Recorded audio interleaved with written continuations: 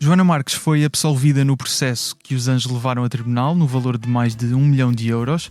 Em causa estava um vídeo publicado pela radialista e não radiologista no Instagram, que satirizava a interpretação do hino nacional por parte de Nelson e Sérgio Rosado.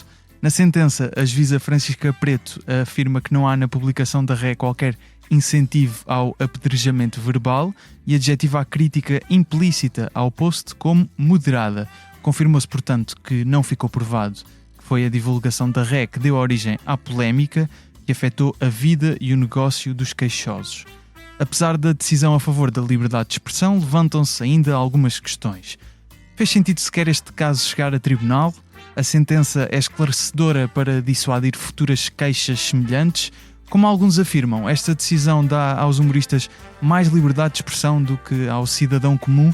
Para analisar a sentença e discutirmos estes e outros assuntos, tenho comigo a advogada Leonor Caldeira, que tem trabalhado em vários processos relacionados com liberdade de expressão. Bem-vinda, Leonor. Muito obrigada. Humor à primeira vista.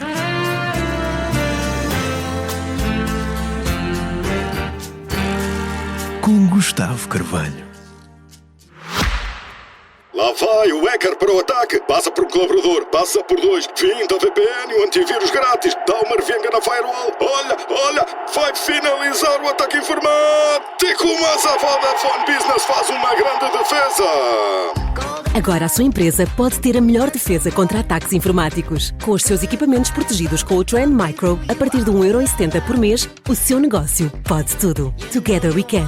Vodafone Business.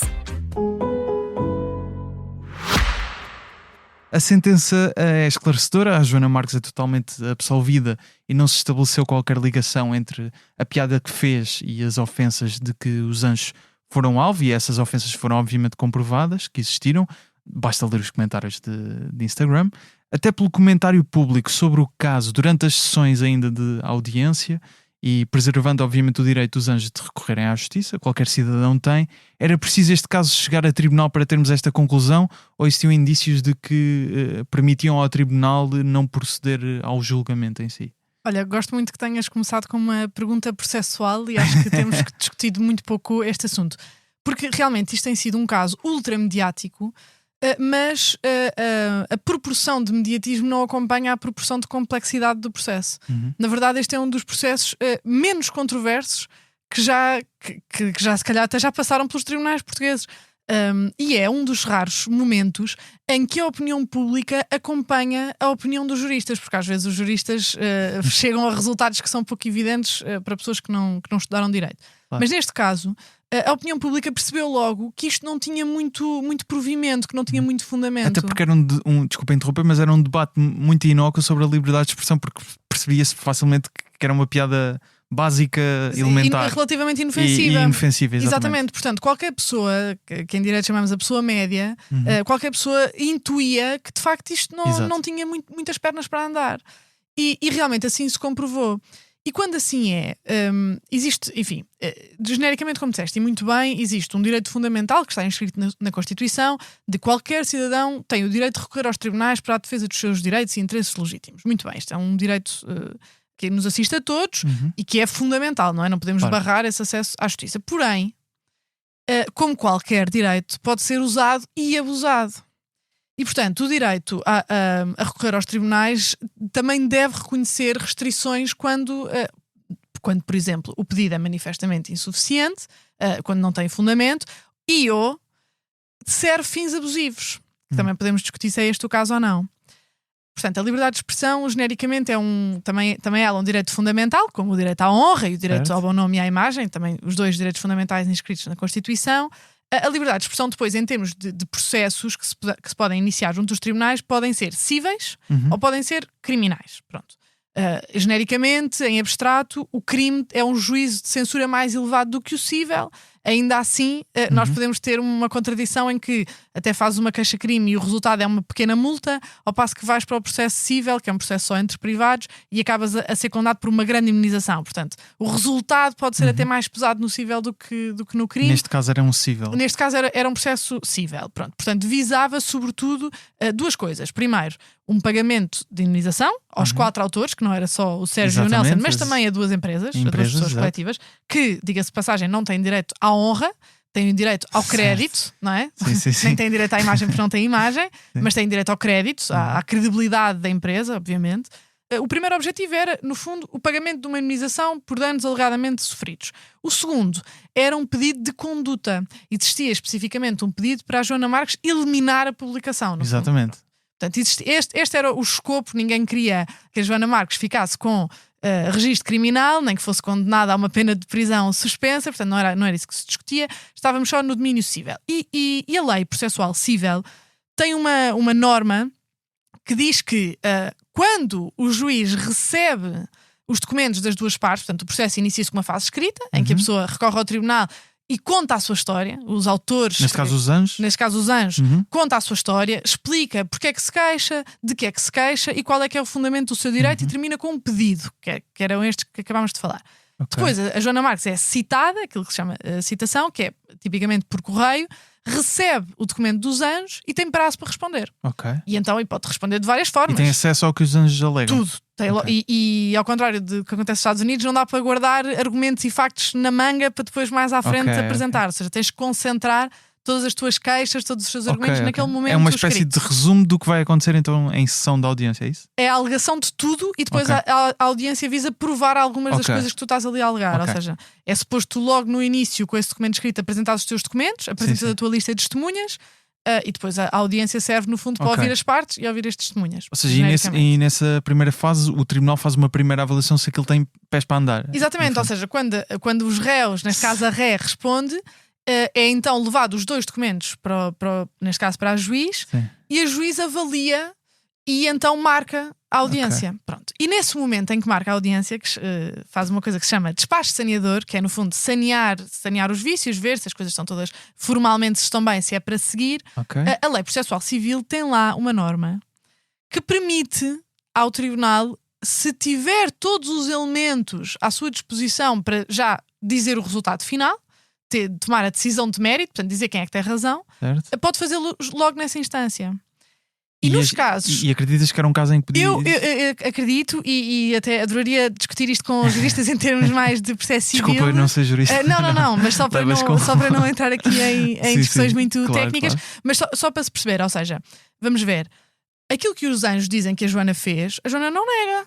Os anjos dizem, a Joana publicou em abril de 2022 esta publicação, e a Joana diz, sim, é verdade, está lá no meu Instagram, continua a estar, portanto não vou negar o facto. Às vezes as pessoas acusam-nos de fazer coisas que nós não fizemos e portanto torna-se controvertido, não é? Portanto eu digo uma coisa, tu dizes outra e nós vamos ter que ver qual de nós é que consegue provar.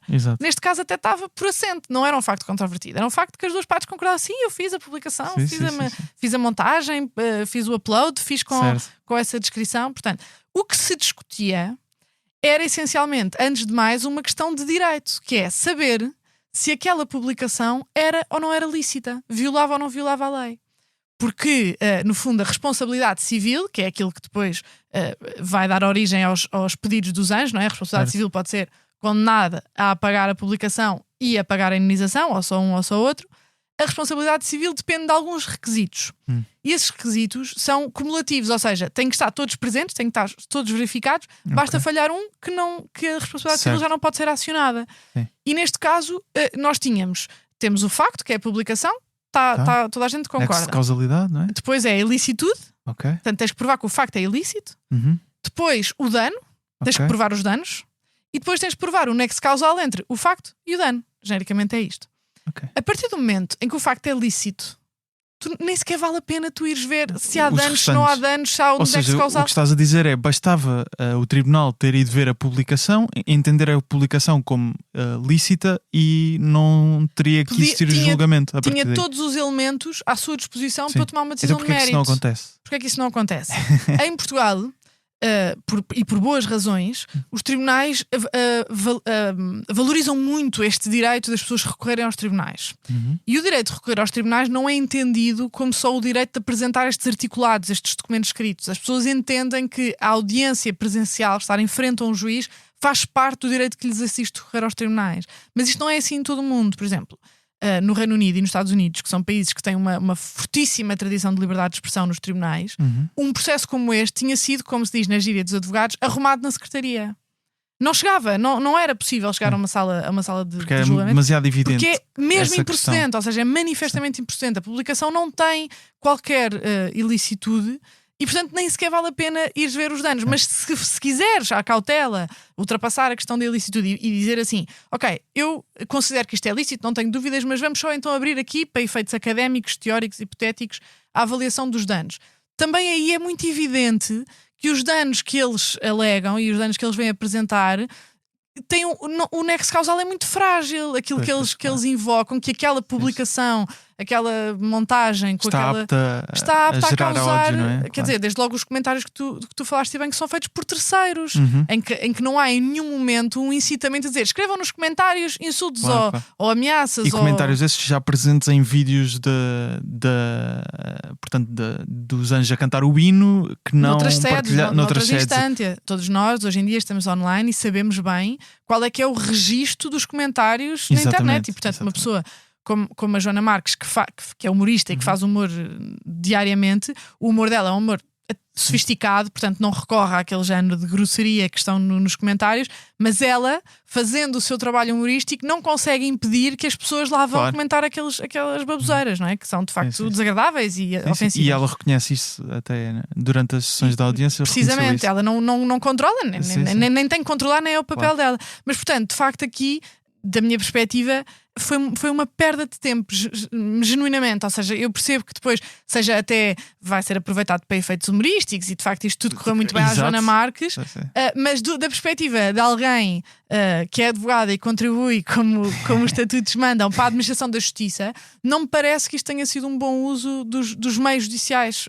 sinceramente. Acho dizias que... no Twitter, no X, que não era direito, era circo, não é? Era algo desse género. Pois, porque ou seja, depois com o aparato mediático se gera, porque o aparato mediático é normal quando são processos de facto que são controversos, que são importantes e que envolvem duas figuras, neste caso três figuras, e que se discute uma questão que de facto pode ser dúbia e que suscita o interesse das pessoas ou que são factos de interesse público genericamente. Aqui era uma coisa, quer dizer, todas as pessoas já adivinhavam o resultado. Então, há advogados, neste caso dos dois lados, a defender os anjos, a defender a Joana. Porque é que isto chega a tribunal se é evidente que não há essa ilicitude no ato? Lá está, eu não conheço os anjos e também não sei qual é que foi o processo da Joana, nem nenhuma das partes na sua procura de advogados.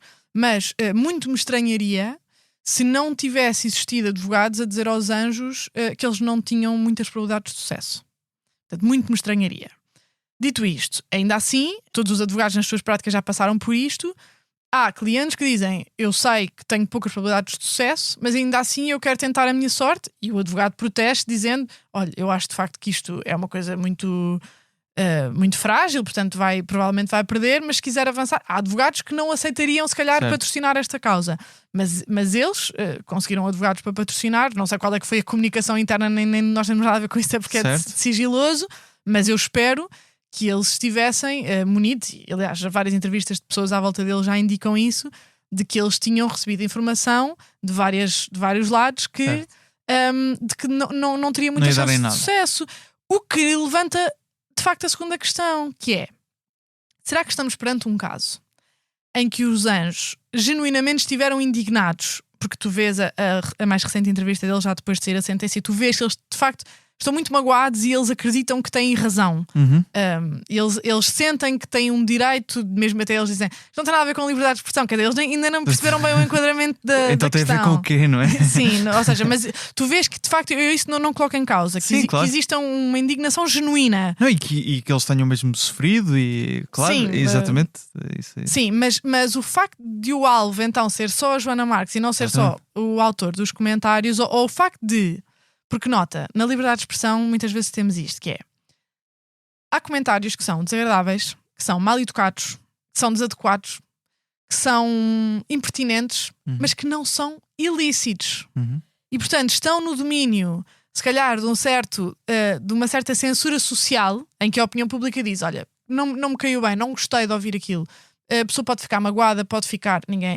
Ou seja, não és obrigada a gostar de tudo o que dizem sobre ti, não é? Claro. Obviamente. E portanto, pode estar nesse domínio da boa educação ou da correção ou da cordialidade, mas não está no domínio judicial. Não é suficiente para trazer para um tribunal. Que era exatamente aqui o que se passava. Se calhar os anjos olharam para aquela publicação e pensaram: de mau gosto, não gostei. Achei que foi... Não achei graça. Achei que foi, se calhar, mal educado. Achei que foi injusto até, se calhar, para nós. Mas isto não tinha dimensão judicial. E, portanto, eles sabiam isso e quiseram ainda assim, nota, vê bem, iniciaram uma ação judicial com um valor elevadíssimo. É um valor elevadíssimo. Que paga custas na proporção do valor elevado. Exato. De certeza que os advogados fizeram a contingência das custas. Olha, se perder, tem que estar preparado para pagar até este valor. Portanto, acredito que essa análise é tipicamente feita e, portanto, acredito que eles estivessem totalmente... Sabiam que riscos corriam. Não só reputacionais como financeiros. E na hipermediatização após levar o caso a tribunal. Durante, após, tudo. Certo. Portanto, eu acho que eles esperavam que lhes corresse um bocadinho melhor. Mas ainda assim eles sabiam estes riscos. Então porquê é que eles quiseram avançar? E sem fazer nenhum juízo de intenção, porque não me cabe e não conheço as pessoas em concreto, mas só analisando os factos, não posso deixar de dizer que me suscita a interrogação sobre se existia aqui uma intenção de castigar ou massacrar um bocadinho a Joana Marques. No sentido de andas-te a portar mal, vais ver o que é que... No sentido de já andas a falar mal e a enxovalhar muita gente e já há muita gente que já começa a ficar nervosa com o teu trabalho. Certo. Já há muita gente a ficar melindrada, já há muita gente a ficar incomodada. E portanto há alguém aqui tem que dar um murro na mesa para ver se tu baixas um bocadinho a bola. A ideia do respeitinho é muito bonito, que não tem valor, não tem valor jurídico. Quer dizer, mas... vai tendo, tradicionalmente até tem, mas não devia ter. Mas devia ter. Isso é uma situação interessante que acho que também com o comentário que existiu enquanto as sessões de audiência foram ocorrendo, também senti que a generalidade das pessoas concordava que não existia de facto nada ilegal naquilo que a Joana fez, mas de certa forma, sim, mas ela às vezes tem algumas coisas, parece que meio que anda a abusar em alguns aspectos. E aproveitamos para partir para aqui. Exato, para um aspecto da sentença, que a juíza, sendo obviamente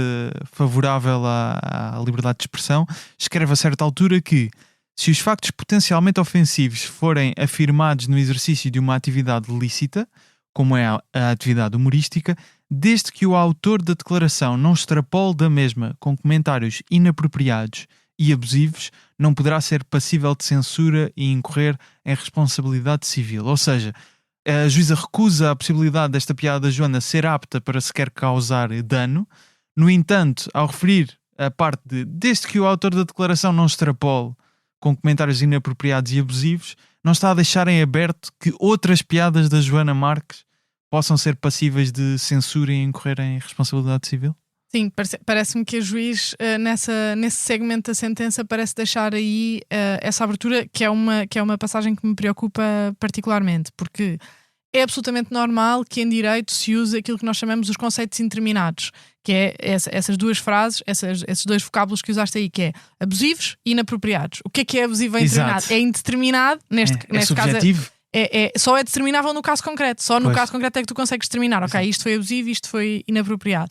E de facto aí, enfim, tratando-se de discurso humorístico, a expressão só por si abusivo ou inapropriado é muito ampla. Portanto, aí de facto parece-me que o juiz quis quase dar uma palmadinha nas costas aos anjos a dizer, pronto, eu percebo que a vossa sensibilidade genericamente, até porque isso até é um conceito básico em filosofia e no direito, que é não há direitos absolutos. E o direito ao discurso humorístico também não é absoluto, é muito amplo, sem dúvida, deve ser protegido numa democracia, no Estado de Direito, sem dúvida, mas aí parece-me que a juiz quis, no fundo, arredondar um bocadinho a questão e acabou por ficar com uma formulação que, da minha perspectiva, é infeliz. E espero que não sirva, e acho que não serviu com tudo aquilo que temos vindo a assistir, mas espero que não sirva para inspirar outras ações judiciais, não é? Porque seja suficientemente dissuador para casos futuros. Não me parece. Porque isto, lá está, até pensando em alguns episódios do Extremamente Desagradável, e que nós já dissemos aqui que este post da Joana é bastante elementar, inócuo, há alguns episódios do Extremamente Desagradável que nós podemos reconhecer um humor mais ácido à Joana e que se calhar as pessoas até tinham, ou perceberíamos melhor o facto de estarem ofendidas com uma situação, com um Extremamente Desagradável. Exatamente. E de repente esta brecha quase aqui é tipo, Pois, mas há aqui casos que parece que sim, que vale. Mas sabes que, vou-te dizer, essa frase, essa passagem não é suficiente para demover o resto de toda a jurisprudência dos tribunais superiores portugueses e a jurisprudência do Tribunal Europeu dos Direitos Humanos, que nesta matéria alterou completamente a direção a que os tribunais portugueses estavam a ir. Mas não sei se queres voltar só à parte abusiva do direito da ação, certo. Porque, lá está, sendo isto um caso que era óbvio à partida, eles tendo certamente advogados e amigos e conselheiros que lhes dissessem não vais por aí porque isto não tem pernas para andar. O facto deles, ainda assim, em consciência, terem avançado com um valor desta dimensão, faz-me falta esta discussão, que é, será que não estamos aqui perante um SLAP que correu mal? Um SLAP que é um Strategic Litigation Against Public Participation. Ok, vais ter que descomplicar. Um SLAP portanto, é uma litigância estratégica, litigância quer dizer processo em tribunal, portanto é uma disputa judicial que é feita de forma estratégica para reprimir a participação pública. E isto é tipicamente feito contra jornalistas, contra ativistas, mas também contra humoristas. Neste caso, parece-me que correu tudo ao contrário, portanto saiu completamente o tiro pela culatra. Mas o SLAP é um fenómeno muito sério, que em Portugal também tem a sua expressão e que, no fundo, aqui a ideia é, tipicamente, quem inicia um SLAP muitas vezes até sabe que vai perder no final de todo o caminho, porque a justiça demora, não é? Tem o seu tempo. Portanto, demora, no final sabe que vai perder, sabe que tem um custo que vai pagar, mas escolhe iniciar aquela ação porque só a propositura da ação e só o facto de existir um processo em tribunal em que a pessoa é réu ou arguido é suficiente para intimidar a pessoa, obrigar a pessoa a gastar dinheiro, porque a Joana Marques teve que gastar dinheiro na taxa de justiça, nos honorários dos seus advogados. Eu não tenho a certeza que as custas que ela vai receber vão compensar financeiramente o custo que ela... Perde sempre qualquer coisa financeiramente. Tipicamente, neste caso é um caso à parte, porque de facto correu-lhes mesmo muito mal, mas o SLAP, quando tipicamente corre bem, o que visa é intimidar os réus, intimidar os arguidos, para que não repitam de uma próxima vez. Ou seja, é uma espécie de indicação de autocensura futura, que é nós... De censura futura mesmo. Exatamente. Querem é que a própria Joana no futuro não se autocensure e não se queira não faz aquela piada já a pensar, pois está bem, ganha em tribunal, mas depois vai-me custar isto, vou passar por um processo de não sei quantos meses. Sim. Este até teve uma resolução relativamente rápida. Sim, é verdade. Mas, por exemplo, eu patrocinei recentemente um processo que já está a fim, portanto podemos falar sobre ele livremente, em que o antigo vice-presidente de Angola e a sua filha processaram junto aos tribunais portugueses um jornalista inglês e uma editora portuguesa a propósito de um livro de jornalismo de investigação que tinha um capítulo em que estas duas pessoas eram mencionadas. Eram mencionadas por factos públicos em que participaram e por serem ele, então, uma PEP, não é? Uma pessoa com exposição política. E, portanto, à partida, quando as pessoas têm uma grande exposição política, têm que estar disponíveis para serem mais questionadas e mais comentadas e mais avaliadas, sobretudo por jornalistas de investigação. E o processo era também de um valor elevadíssimo e no final os réus foram totalmente absolvidos, mas não os poupou de terem 4 anos da sua vida com uma espada em cima da cabeça a não saber se iam ou não ser condenados a pagar também perto de €1 milhão de indemnização. Isto é uma coisa que, para além dos custos financeiros com advogados, com taxas de justiça, é uma coisa que animicamente também te mói. Claro. Porque tu ficas com medo. Aliás, nós tivemos lá... meter nisto outra vez, exatamente. Tu ficas intimidado fisicamente depois na tua profissão.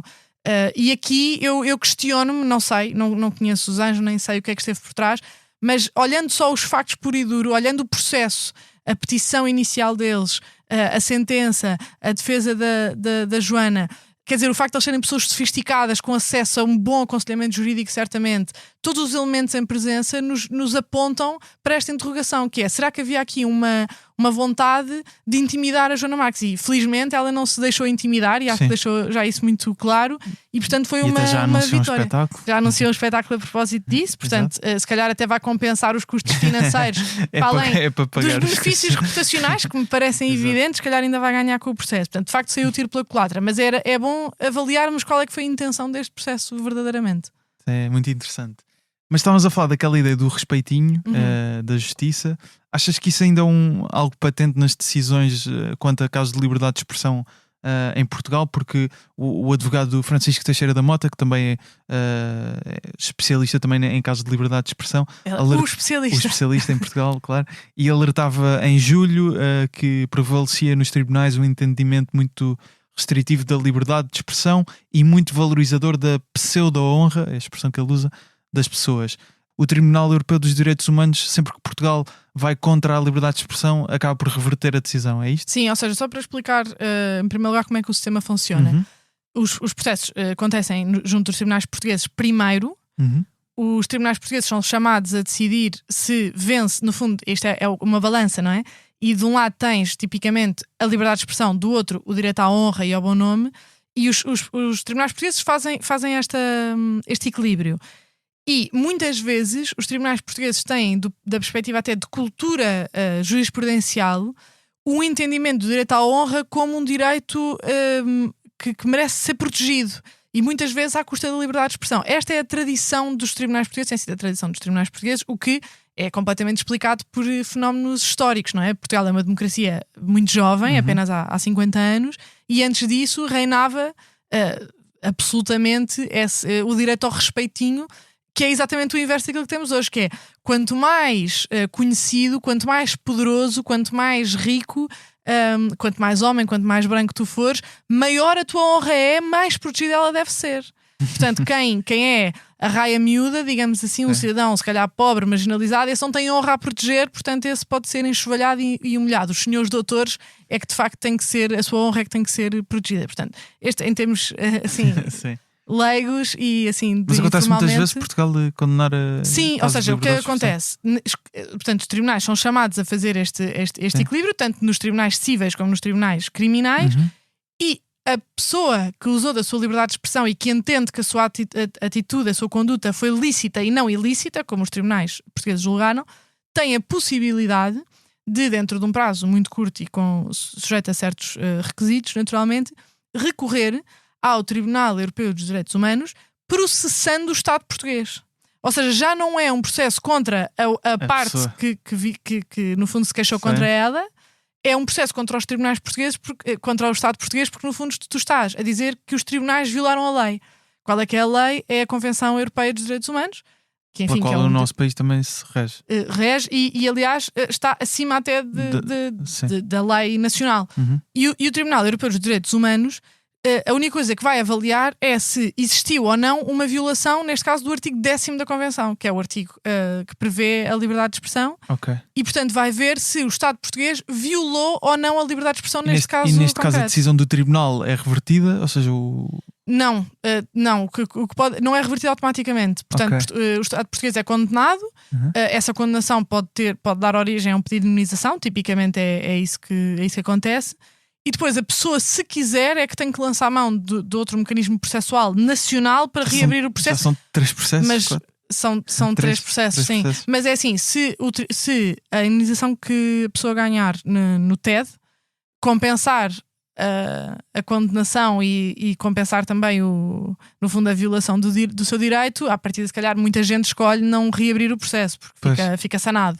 Muitas vezes, por exemplo, em processos de crime tu tens uma mera pena suspensa, então tu nem sequer não tiveste que pagar nada, não tiveste nenhum custo financeiro para além de advogados. O que é que aconteceu com a atividade do Dr. Francisco Teixeira da Mota nos últimos 30 anos? Por ser advogado do público e por muitos jornalistas serem processados ou por violação do segredo de justiça, ou por difamação, ou por ofensas à honra e ao bom nome. Portanto, vários mecanismos que a lei tem para, no fundo, atacar a liberdade, naquele caso, a liberdade de expressão, mas em particular a liberdade de imprensa.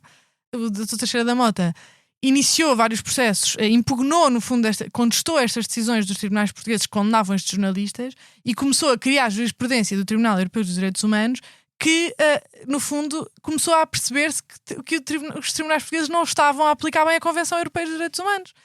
Tinham uma visão ainda, se calhar, muito do Estado Novo, muito da ditadura da liberdade de expressão. Ainda não tinham ainda compreendido qual era a amplitude que a liberdade de expressão deve ter numa sociedade democrática.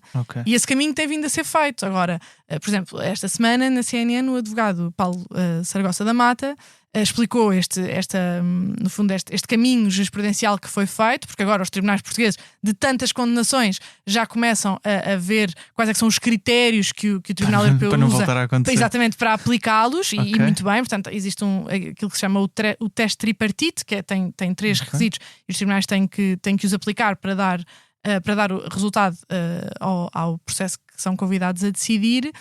E o Dr. Paulo Saragossa da Mata dizia que agora passámos para o plano inverso, em que de repente a liberdade de expressão já está tão ampla que já é permitido um insulto, também a propósito deste caso da Joana Marques, que já é permitido um insulto, que já agora de repente já a honra já não vale nada, o direito ao bom nome já não vale nada, e enfim, eu não podia discordar mais, porque como te digo, até quando o acesso à justiça é usado de forma abusiva, os tribunais portugueses ainda não aplicam os mecanismos processuais que têm para cortar pela raiz processos que não têm pés nem cabeça e que se calhar só visam a efeitos de intimidar a outra parte.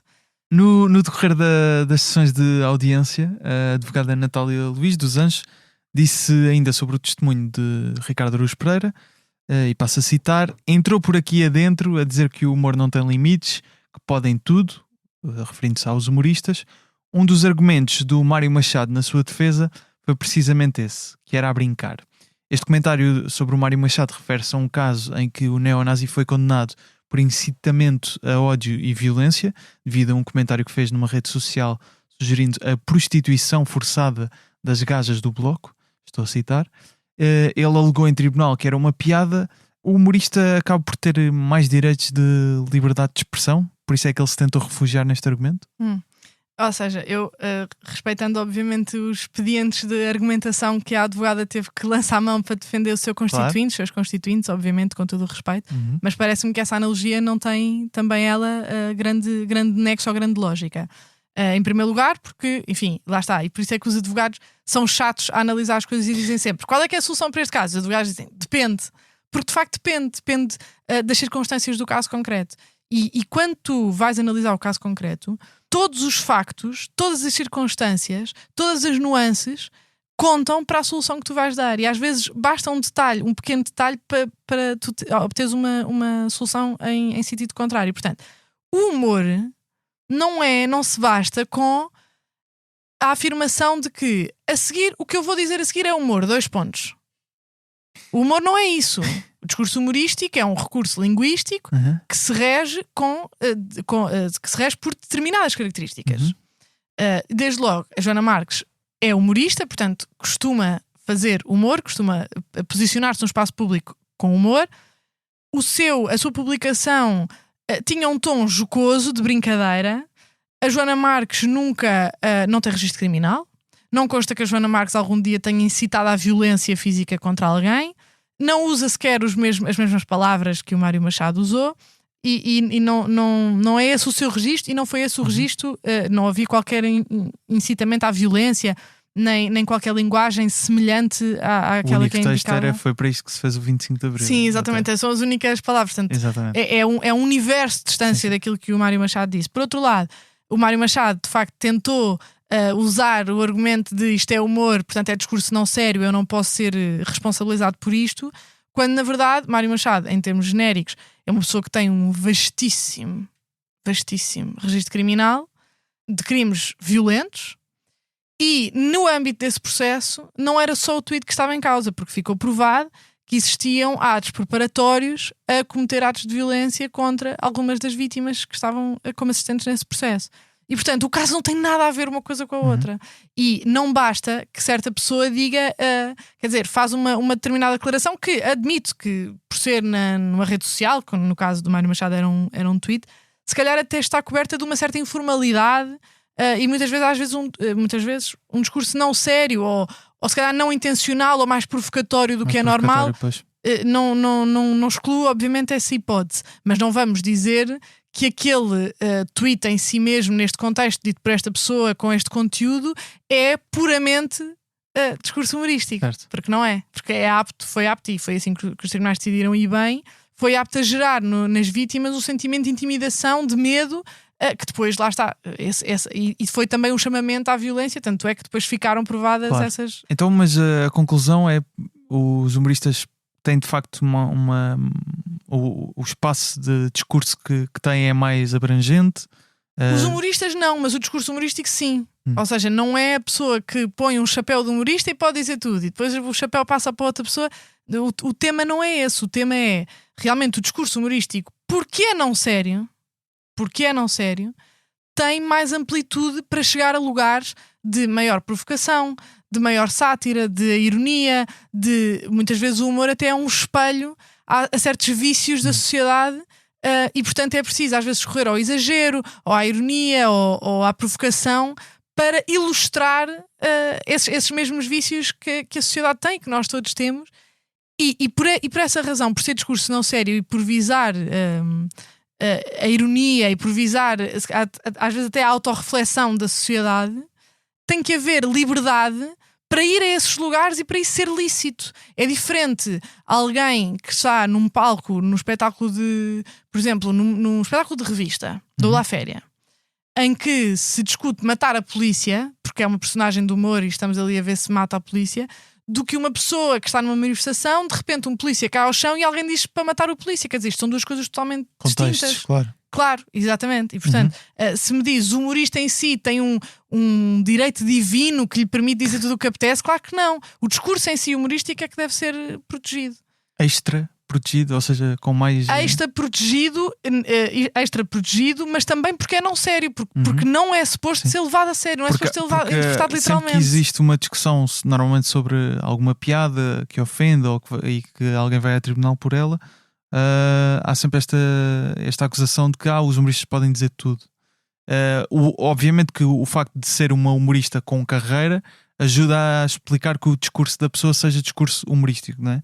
Ou seja, mais facilmente associável. Mas para perceber se entende, eu ou tu neste caso escrevemos um texto e temos uma passagem mais irónica e alguém nos decide processar tendo em conta aquela passagem, nós da mesma podemos justificar que aquilo...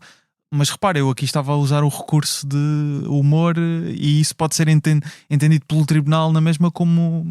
Lá está, só mesmo no caso concreto. Sim, eu, obviamente. por exemplo, vou-te dizer, Depende, eu sou uma pessoa descontraída e gosto muito de também, obviamente, usar do humor, mas mais nos meus tempos fora da minha atividade profissional. Dificilmente escreveria uma crónica com um teor humorístico. Mais depressa escreveria uma crónica com um teor provocatório. E podem ler a Leonor na sábado. Exato, todas as semanas. Mas acho que tens que ver muito bem, porque tu não podemos usar o humor para também nos escondermos das afirmações que queremos fazer em sets que não são humorísticas, como o Mário Machado fez. Quer dizer, o humor é também ele uma coisa séria, porque deve ser protegido, porque é uma forma de expressar que é essencial em democracia. Precisamente também porque o humor é especialmente preciso para gozar, para fazer pouco, para ironizar, para provocar quem nos governa, quem tem mais poder na sociedade. Claro. E não só... Mas não há aqui uma linha ténue que algumas pessoas podem mascarar exatamente algumas afirmações com o humor e depois não serem penalizados por causa delas, digamos assim? Ou seja, vamos ver. Depende sempre de caso, obviamente. Vê uma coisa. Tu podes ser um humorista que tem ideias repugnantes e que usa o teu discurso humorístico e a tua atividade, a tua arte, a tua profissão como um meio onde tu expressas também essas ideias que são repugnantes. O facto de tu permitires que esse discurso seja divulgado não significa que tu tenhas que concordar com aquilo que é dito. Tu és absolutamente livre de dizer: eu sinto que esta pessoa, não obstante ser humorista e dizer estas coisas em palco, eu não quero que ele seja penalizado pelo seu discurso, mas eu vou criticá-lo e eu vou denunciá-lo. E eu se calhar até posso fazer um apelo a que as pessoas não comprem bilhetes para o espetáculo dele, porque aquilo é de mau gosto, porque aquilo tem certas premissas com as quais se calhar podemos discutir se são xenófobas, são racistas, são misóginas. Portanto, o bonito da liberdade de expressão, ou o útil, o essencial da liberdade de expressão é nós termos, é como se fosse o sol numa planície no campo, ao contrário da noite escura. É um sol numa planície totalmente aberta em que não há sombra, toda a gente vê, conseguimos ver todos os ângulos. Tudo consegues ver de frente, de costas, de lado, o que é que se passa, toda a gente consegue apontar, qual é que é a perspectiva, qual é que é a outra, ao contrário de tu tentares censurar, tu tentas pôr escuridão sobre aquilo porque sentes que não é bom, porque não é útil, que não é digno, porque isso depois tem efeitos perniciosos, como uma história mostra. E achas que estamos numa fase, e aqui relativamente à liberdade de expressão, mas não só no campo do humor, em que o discurso que nós consideramos repugnante estamos a tentar dizer não, este discurso não devia ser emitido? Absolutamente, não é? Ou seja, agora falando mais genericamente, nota, nos Estados Unidos isso também está a acontecer ao contrário. Nos Estados Unidos também já as forças de extrema-direita estão a tentar silenciar humoristas, enfim, que são no máximo de centro-direita, se calhar, mas que são ainda assim democráticos, sim. de silenciar desse humor que visa as ideias democráticas. Portanto, no fundo, parece que estamos todos uns com mais poder do que outros, naturalmente, mas estamos todos com uma tendência maior nesta fase da história de nos tentar silenciar, porque estamos a entrar numa fase, e isto acontece ciclicamente, em que a liberdade de expressão visa o combate de ideias. Portanto, as pessoas sentam-se a uma mesa, cada um diz o que pensa e quem está a ouvir decide qual é que é a forma que quer pensar. Este é o princípio básico. E isso, hoje em dia, não chega, não está a bastar. Porque há um lado que está a fazer batota. Há um lado que mente, há um lado que recorre a fake news, há um lado que insulta, há um lado que recorre a artifícios de linguagem que o outro lado tem pudor porque não são esses os seus princípios e os seus valores. E quem está a assistir está a sentir uma grande sedução com esse discurso, com esse outro lado que está a fazer batota. E portanto nós, os democratas, temos que resistir fortemente à tendência de querer censurar o outro lado, de querer não ouvir, de querer lá está, dizer que não pode dizer aquilo que está a dizer. Percebo que é altamente frustrante, dá vontade de abandonar a mesa, dá vontade de mandar a toalha ao chão. E nota, de facto há certas coisas que têm que ser censuradas. Sim. Eu patrocinei Francisco Louçã num processo contra o Pedro Frazão, deputado do Chega, por ter feito uma afirmação de facto. Portanto, não estamos aqui no plano de combate de ideias ou de opiniões. Ele fez uma afirmação de facto que era falsa e ele sabia que era falsa e usou-a para no fundo atacar o Francisco Louçã. E portanto isso está fora do âmbito da legalidade e nós podemos e devemos usar a lei para nos defender disso. Só que essa é que é a fina arte da liberdade de expressão. É que não há direitos absolutos, ponto primeiro. A liberdade de expressão quer-se o mais ampla possível, ponto segundo. O que significa que tu tens que ter uma liberdade de expressão muito, muito, muito ampla, mas depois importa a sua delimitação positiva. Portanto, tudo aquilo que tu podes dizer e que tu deves ser livre de dizer, mas também importa a delimitação negativa, que é qual é que é a linha vermelha que eu vou traçar aqui. E sem dúvida que a linha vermelha é o incitamento à violência, o incitamento direto à violência e não indireto, como os anjos se calhar arguíram, não é? Que é, não, mas se ela não tivesse feito essa publicação não tinha feito os comentários. Quer dizer, isso é totalmente indireto, não é? Portanto, houve aliás uma passagem que é a minha favorita da sentença, em que a senhora juiz diz que o mesmo argumento podia ser usado para dizer então os anjos não deviam ter interpretado o hino daquela forma porque podiam assumir que iam existir comentários de ódio. E é exatamente isso, ou seja, se não querias ser sujeito a críticas, não te tivesse exposto. Essa é a grande frase de se não aguentas o calor, não estejas na cozinha. Queres ser famoso, queres ser cantor, queres ser conhecido, tens de estar preparado para levar com certas críticas, brincadeiras, piadas. Mas estavas a dizer que a delimitação negativa também é importante. A delimitação negativa é essencial, não é? Para protegermos a liberdade de expressão tal como a entendemos hoje, que é onde é que tu vais traçar a linha. E esse traçar de linha vermelha pode ser o incitamento à violência diretamente, e as imputações de facto que são falsas sem, porque às vezes há imputações de facto que são falsas que são legítimas, mas sem existir um motivo legítimo para as formular. É isso, essa é genericamente a formulação do nosso Código Penal. Porque a liberdade de expressão não serve só para dizer coisas verdadeiras. Essa também é uma dimensão. Estava outro episódio, interessante, exato. Não vou poder explorar essa, infelizmente. Mas até voltando ao caso dos anjos, ficaste com a ideia ao ler a sentença que se eles tivessem levado a tribunal a empresa que assumiu a culpa dos problemas técnicos teriam vencido? Olha, depende muito dos factos. Isto é assim, em direito processual civil, como as partes são as protagonistas do processo, tudo depende de como o autor formula a ação, tudo depende de como eles constroem a ação. Vamos imaginar que os anjos colocavam em tribunal, a RE seria essa empresa que então assumiu os problemas técnicos. E que o pedido, em vez de ter uma indemnização de 1 milhão e tal de euros, era um valor muito mais modesto, vamos imaginar 2.000 euros, ou até se calhar 500 euros, e com um pedido de reconhecimento público, com publicação da sentença, de que, de facto, eles eram os responsáveis pelos problemas técnicos, que se faziam até uma perícia, vamos imaginar, uma perícia, para ver se, eu sei que a juiz entendeu como provado, com base nas provas testemunhais, que eles não desafinaram. Pronto, a juiz entendeu dar isso como provado. Muito bem. Mas vamos imaginar que até tinhas uma perícia lá com técnicos de som e músicos profissionais que garantiam que de facto não tinha havido qualquer desafinação. E eles só queriam isso, só queriam reconhecimento público de que eles não tinham feito nada de mal. Se calhar uma ação configurada nestes termos, se calhar até tinha mais probabilidades de sucesso do que aquela que foi posta. Mas se eles de facto insistem nesta questão de é a empresa que é responsável pelos problemas técnicos, que é responsável pelos comentários depois que são feitos nas redes sociais, quer dizer, isto aqui, até aí não conseguims chegar, não é? As pessoas são responsáveis pelos seus atos. A causalidade aí há vida outra vez. É outra vez frágil, exatamente. Exato. Mas ao ler a sentença parece sempre que a ligação, e o Ricardo Araújo Pereira ainda durante as sessões de audiência resumia isso bem, que é, eles têm uma lista de pessoas que fizeram comentários de ódio, têm uma empresa que assumiu a culpa pelos problemas técnicos e decidem processar uma pessoa que fez uma piada sobre isso. Por isso é que no início eu começava com essa interrogação sobre qual é que é a verdadeira intenção, qual é que foi a verdadeira intenção deste processo. Os Anjos, num comunicado que entretanto lançaram após saber-se o desfecho do caso, disseram que não concordavam com a sentença. Lá está, disseram que nunca foi sobre liberdade de expressão, apesar de não se perceber bem então sobre o que era. Dizem que respeitam a decisão da Justiça e que com serenidade vão seguir em frente.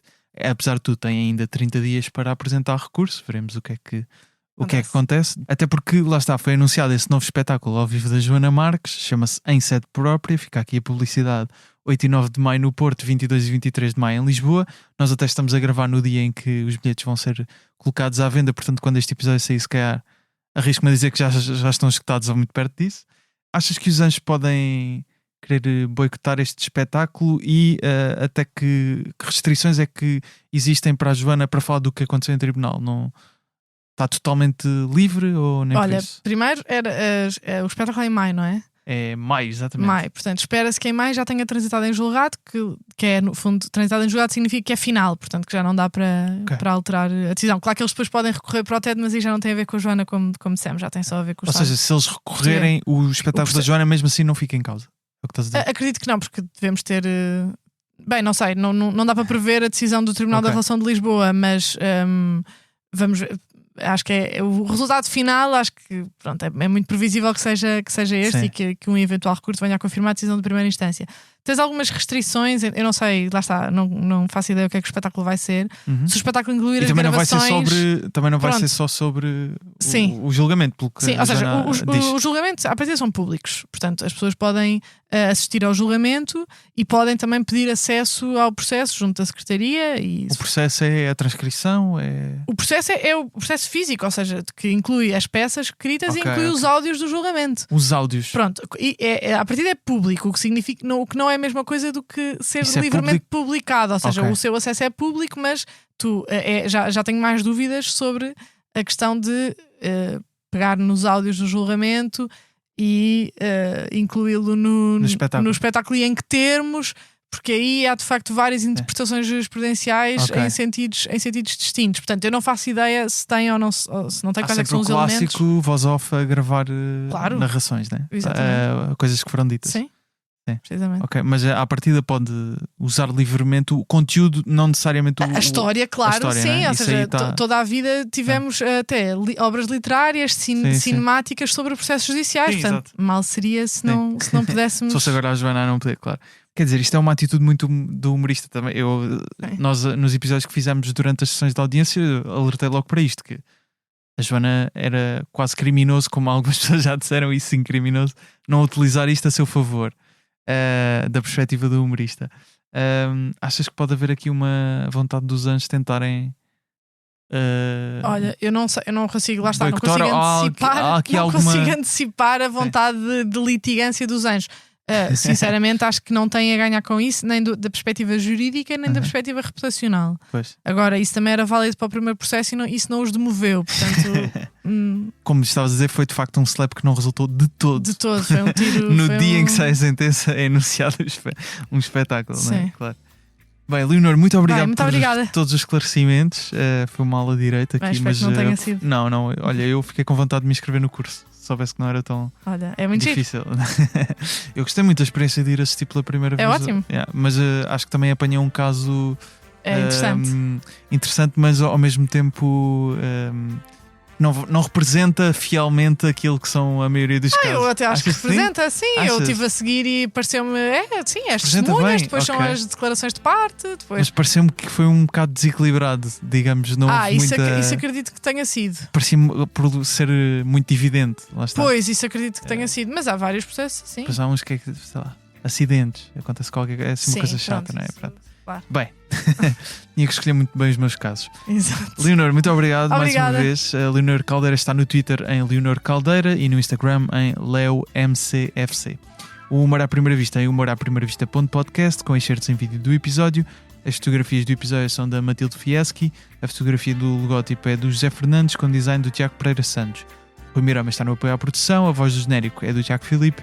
Eu sou o Gustavo Carvalho, estou no Instagram, Twitter e TikTok em Gustavo Rito Carvalho, a falar sobre comédia. O Humor à Primeira Vista volta na próxima terça-feira. Mais uma vez, muito obrigado, Leonor. Obrigada.